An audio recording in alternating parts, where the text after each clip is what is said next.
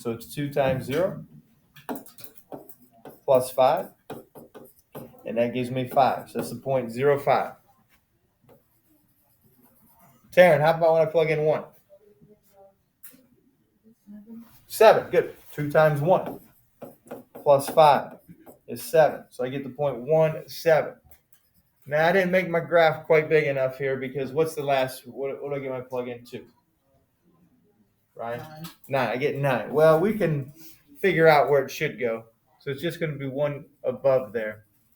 So that's going to be 9. Like Mr. Parker said, it should form a line. So if you get a point way off to the side, then maybe you made a mistake in here.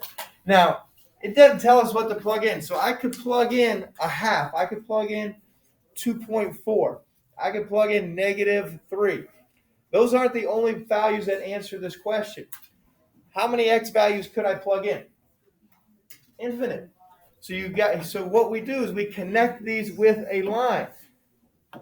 Okay, and when I connect them with a line, you need to make sure the line goes a little bit past your two endpoints. And this is going to be real important. You got to make sure there is clearly a visible arrow on both ends of the line. Because it keeps going. It doesn't stop. It doesn't have an ending. Okay, at that last point, it's not done. It keeps going. It'll follow that pattern.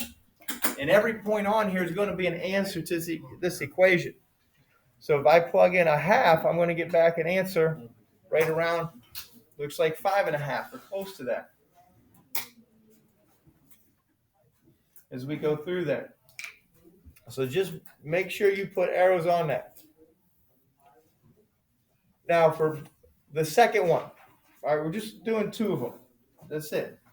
All right, doesn't tell us what to plug in, right? What are we going to do? Automatically, you're going to plug in. -2, -1, 0, 1, 2. You're going to plug in. Yep. And if it doesn't tell us, we're going to plug in -2, -1, 0, 1, and 2. All right. Big red flag here. Whenever we have like 3 minus x, this is where I see a lot of people make just a little bit of careless errors. This minus sign, we're subtracting whatever x is. So it's always 3 minus x is -2. So you have to write it like this. 3 minus -2. Well, what's a minus and negative become? Becomes a plus. So that becomes 3 plus 2, which is 5. So it gives me the point -2, +5. Okay, for that. And when you plug in -1, 3 minus -1. Minus -1 becomes plus. That becomes 3 plus 1, which is 4. So that's going to be the point -1, 4. All right, now 0, 1, and 2. Well, 0 doesn't have a sign. Bless you. And so you're just going to make this 3 minus 0, which is just 3. This is 3 minus 1, which is 2. And this is going to be 3 minus 2, which is 1. All right, plot those points. Plot those points.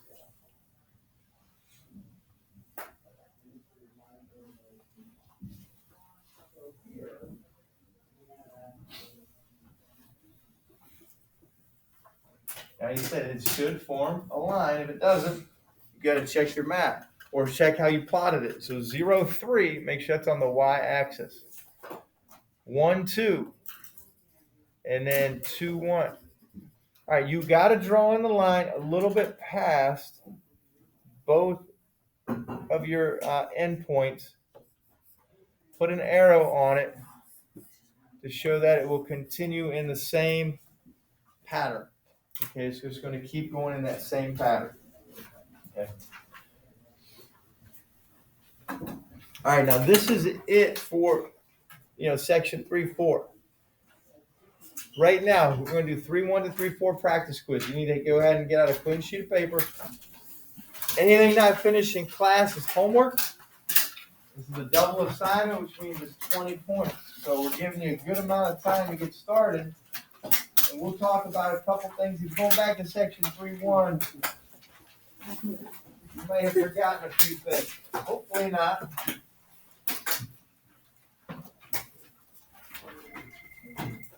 I'll get that.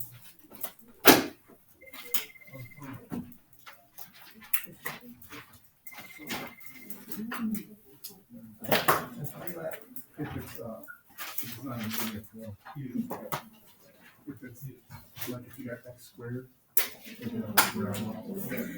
that's b squared. If it's an equation where it's a limit, if it's a, yeah, then the things are wrong. So if the line is linear, everything else is not. You got it? You good? Come on. You get a blue slip? Yeah. Two.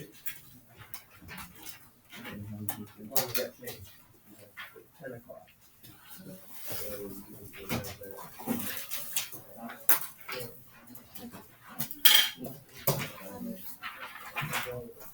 You guys good?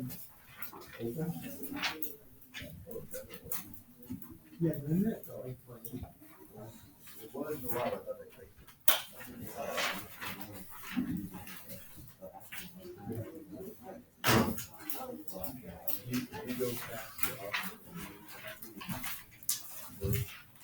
Did you look in your notes? Okay, why don't you put your notes in?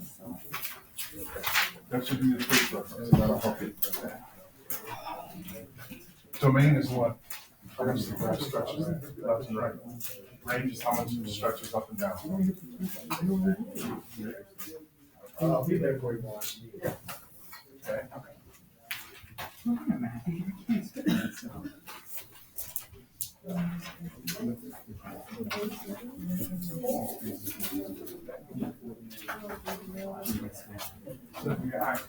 Hey, let's go through a couple here together because I'm sure that'll be helpful for you, especially on how to represent some of these answers.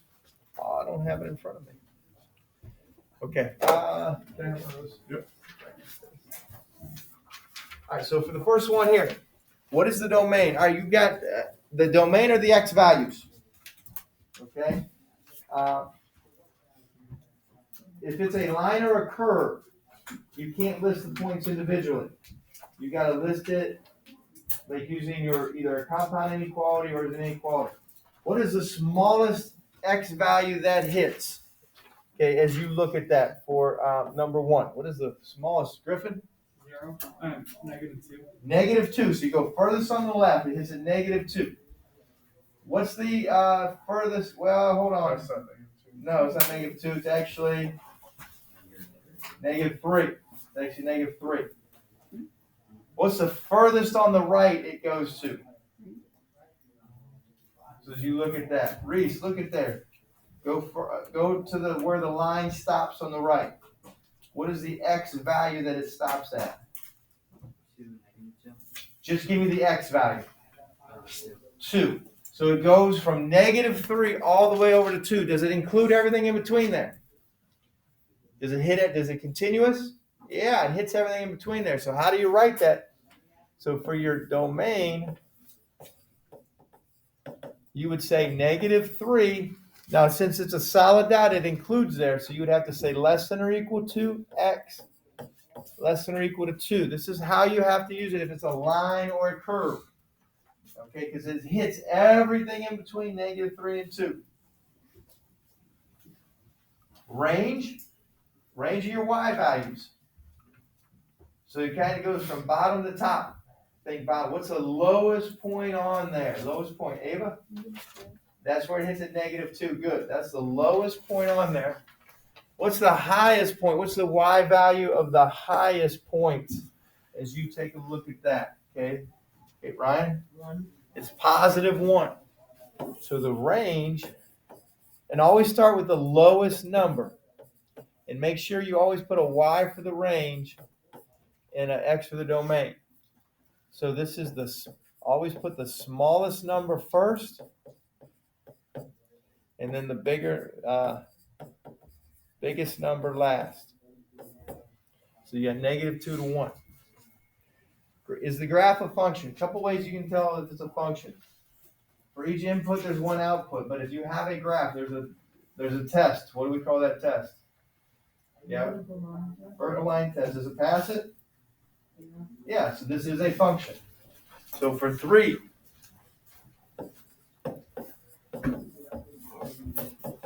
it is a function. Passes, and you would have to explain. It passes the vertical line test. Okay, it passes the vertical line test. All right, so you got that. Hey, let's just keep rolling. Determine whether the following relations are functions. Explain for each. What are you looking for? Okay, as you take a look at all those ordered pairs, Mason. Two inputs having the same output. Close, you're really close. You're looking for 2 of the same inputs with actually different outputs. So look at the first one. Do you think the first one's a function? Yeah. It is. Each input, like 0 goes to -6, does 0 go to anything else? No. Basically, does an x value pop up twice? No. So for 4, for a, it is a function.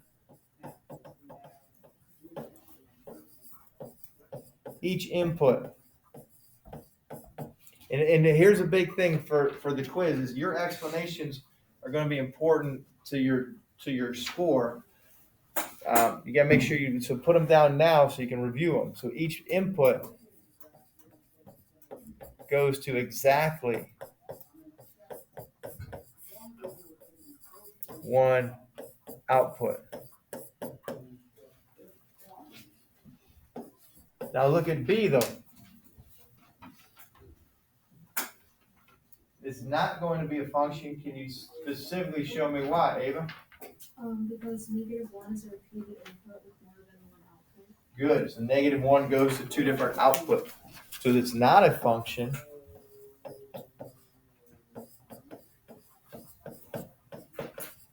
Now here's what I'm going to do. I'm going to list those points just as a reference.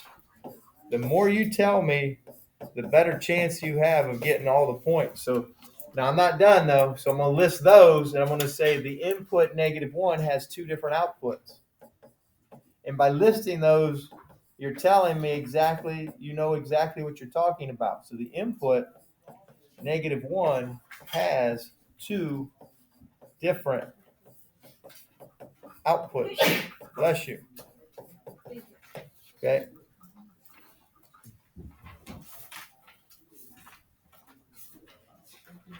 All right, let's take a look at 5.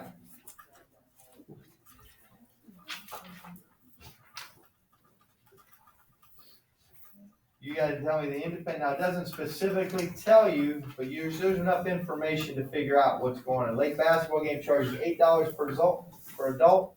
If so, identify the independent and dependent variables. Griffin, what do you got? For the independent variable, I have the $8, and then the dependent is how many people attend. I'm going to disagree there. You kind of got it a little bit backwards here. Ellie? How many adults have Would be which one? the dependent? Now dependent. What's that? The amount of adults. The amount of adults, but it's going to be the independent. Now explain why. That's the independent will be the number of adults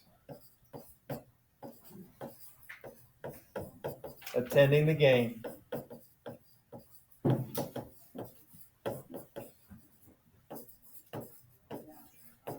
Because what does $8 have to do with it? It tells you $8 per what?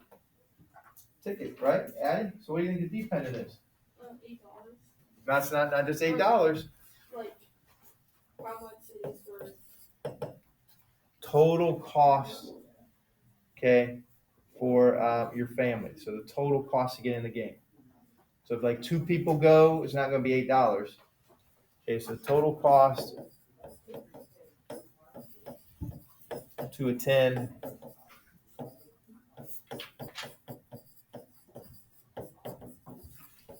the game. And so now, domain. There are 5 adults in your family that could possibly attend the games. You know, one of them may have something to do, 2 of them may have something to do, can't go. But there's 5 total. Find the domain and range, and how would we list that? All right, Zach, what do you think here? You would do,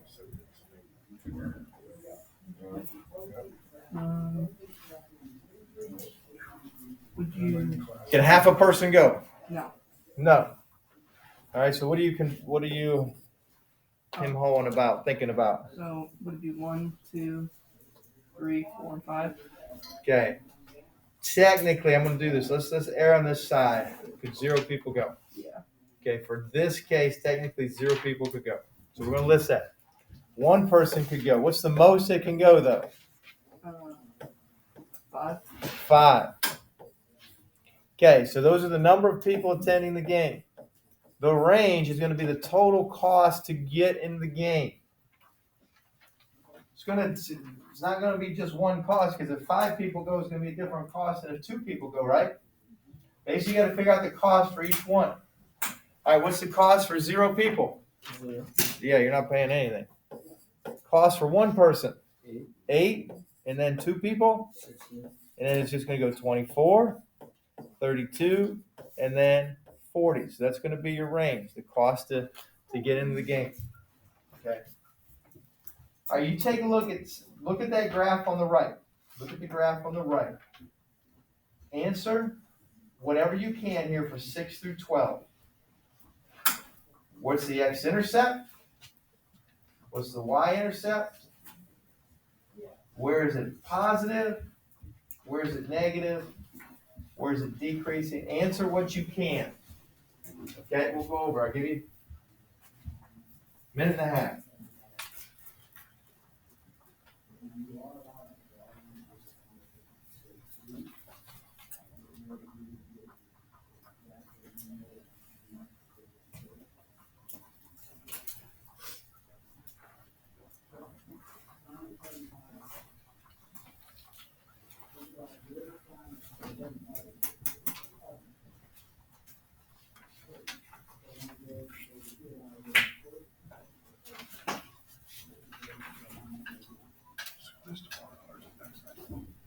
It's Thursday.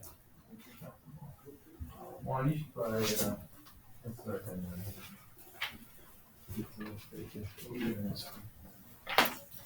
What's that?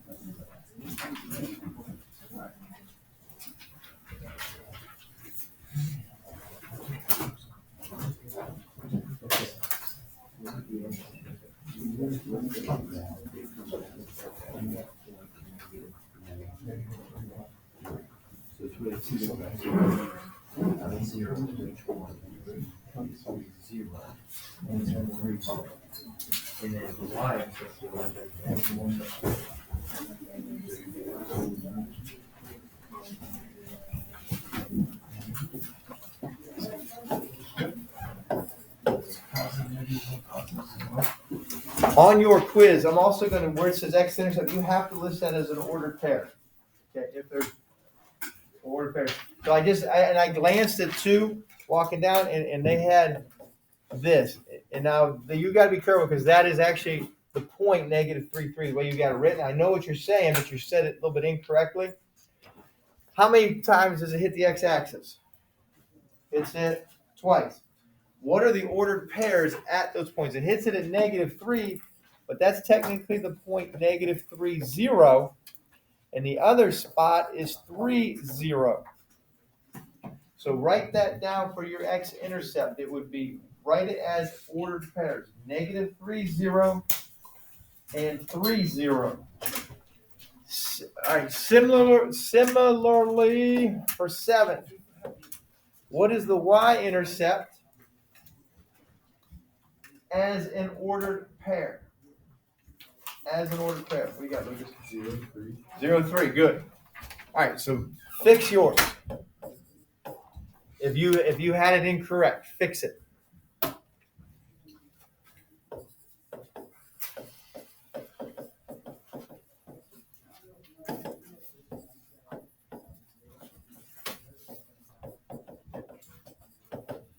All All right, let's take a look at positive, negative, decreasing,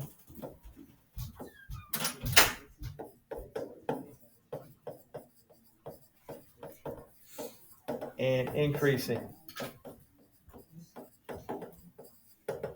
All right, for where it's positive, all right, what are you thinking for positive?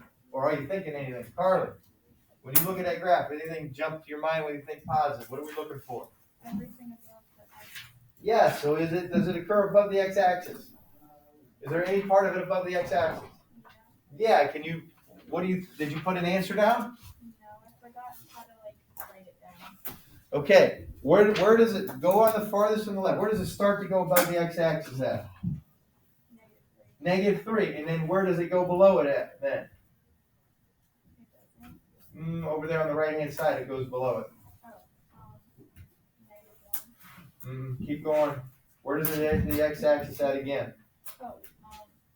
3. It is above it the whole time. So this is the case here, where you got to do this format. -3 is less than x, is less than 3. It's trapped between that.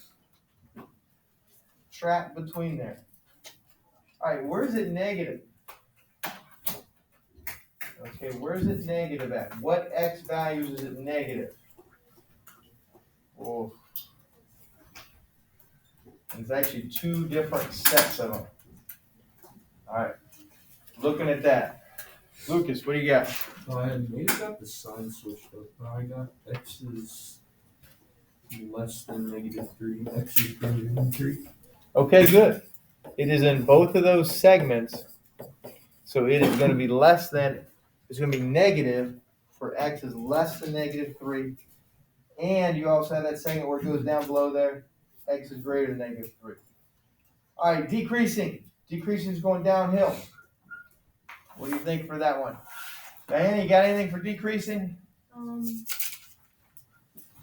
kind of just go with these numbers. Okay, so take a look. And I'm just doing a rough sketch. Graph looks like that, right?